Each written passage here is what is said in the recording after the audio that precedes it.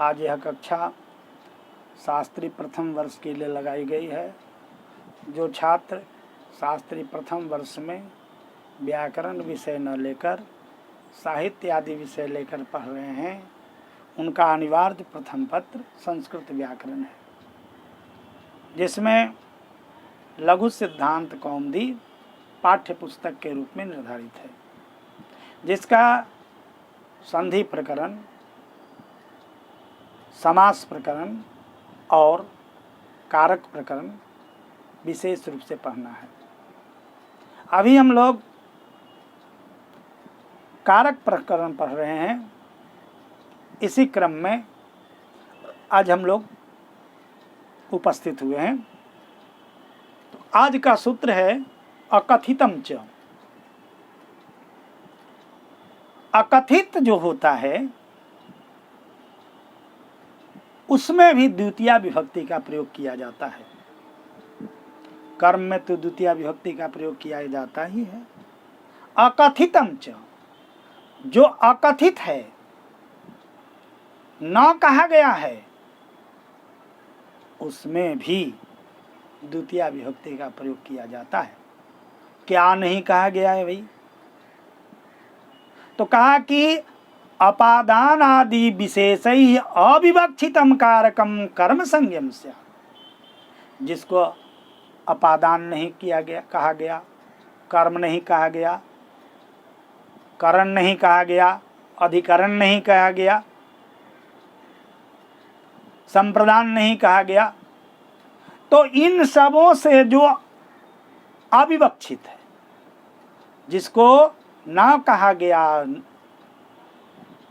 अपादान आदि विशेष संज्ञाएं जिसकी नहीं दी गई, उस कारक को क्या कहेंगे और उसमें कौन विभक्ति लगाएंगे? कारक तो है, तो कहते हैं कि ऐसे कारक को कर्म कहेंगे। कहा कि कहाँ भाई, कब, अपादान आदि किसको नहीं कहा गया, ये जानने की आवश्यकता है। तो देखिए 16 धातुओं के साथ दूह, याच, पच, दंड, रुधि, प्रक्षि, ची, ब्रू, सास, जी, मथ, मुस है। कर्मयुक्त स्याद अकथितम तथा स्यात नी, ह्री, क्री और वह। ये जो 16 धातु हैं, उनमें जो कर्म आ रहे हैं वो अकथित हैं। उसको ना अपादान कहा गया, ना संप्रदान कहा गया, ना अधिकरण कहा गया, तो उसको हम लोग अकथित कहेंगे। थोड़ा उदाहरण देकर मैं स्पष्ट करना चाहूँगा। एक बात और जान लीजिए, अपादान आदि क्यों कहते हैं, कर्म आदि क्यों नहीं कहे, कर्ता आदि क्यों नहीं कहे? तो देखिए मैं आपको बता दूं, कारक प्रकरण का जो प्रारंभ हुआ है, तो कारक सूत्र के अधिकार में सबसे पहला सूत्र ध्रुवम पाय अपादानम, यही सूत्र है। अपादान से ही शुरू हुआ है, इसलिए अपादान आदि कहा गया है। ऐसा आपको समझना चाहिए।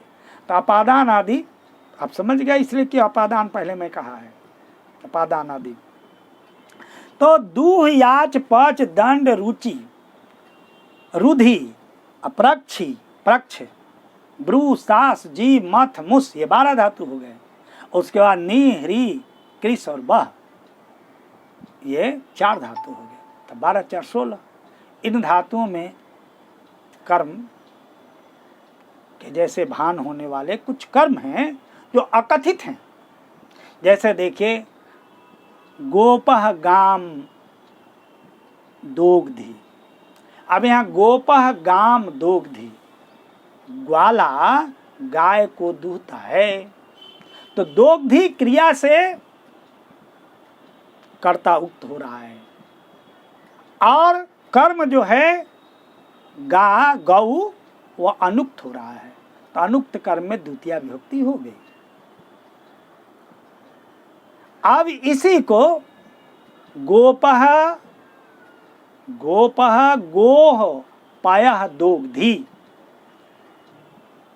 पयः दूध को कहते हैं, ग्वाला गाय से दूध दूहता है, या ऐसे भी कहते हैं गाय का दूध दूहता है।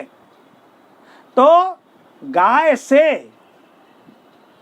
तो यहां पर गोपः गोह हो जाएगा, गाय का वहां भी गोह हो जाएगा।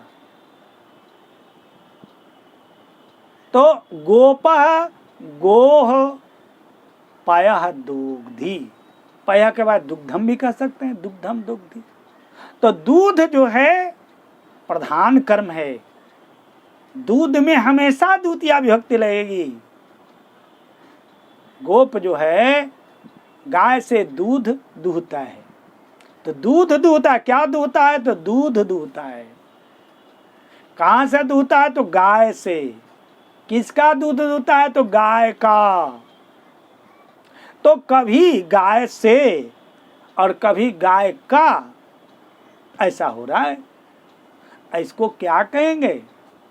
उक्त कहेंगे, अनुक्त कहेंगे? कहा कि यही तो अनुक्त है। मैंने स्पष्ट रूप से, अर्थात वैयाकरणों ने स्पष्ट रूप से नहीं कहा कि यहां गाय का होगा कि गाय से होगा। दोनों वाक्य होता है, गाय से दूध होता है, गाय का दूध होता है। तो गोपः गोह दुग्धम दोग्धी, गोपः गोह दुग्धम दोग्धी, कभी अपादान कभी संबंध दोनों कर रहे हैं। इसी को कहा कि यह अनुक्त है, अकथित है, इसको कर्म संज्ञा हो। और इसमें द्वितीया विभक्ति का प्रयोग, जब कर्म संज्ञा हो गई तो द्वितीया विभक्ति हो गई। तो अकथितम च सूत्र यही कहता है, जो अकथित है, जिसको नहीं बांधा गया, नहीं पकड़ा गया, नहीं कहा गया, उसको कर्म कहेंगे। तो आप गोह अब कभी नहीं कहेंगे, जब भी कहेंगे तो गाम कहेंगे। गोपः गाम दुग्धम दुग्धी। यहाँ पर प्रधान और अप्रधान कर्म हो गया। प्रधान कर्म तो दूध हुआ और अप्रधान कर्म गाय हुआ, क्योंकि गाय कभी संबंध भी बन जाता है और कभी अपादान भी बन जाता है, इसलिए अप्रधान कर्म है। इसलिए अप्रधान कर्म में द्वितीया विभक्ति होगी, इसकी कर्म संज्ञा होगी। इसी तरह से याच धातु के योग में रामः शिक्षकम पुस्तकम याचति, राम शिक्षक से पुस्तक मांगता है। अब शिक्षक से, अब से है, शिक्षक से मांगता है, तो कहा कि वहां पर भी अकथित है, शिक्षकम कहिए, अर्थात शिक्षक को, शिक्षकम पुस्तकम याचति। इस तरह से 16 धातु जो दिए गए हैं, 16 का उदाहरण है, और उन सबों को अकथित कहा गया है। उस अकथित की कर्म संज्ञा होगी और उसमें द्वितीय विभक्ति का प्रयोग किया जाएगा। पुनः अगला कक्षा में मिलेंगे। ओ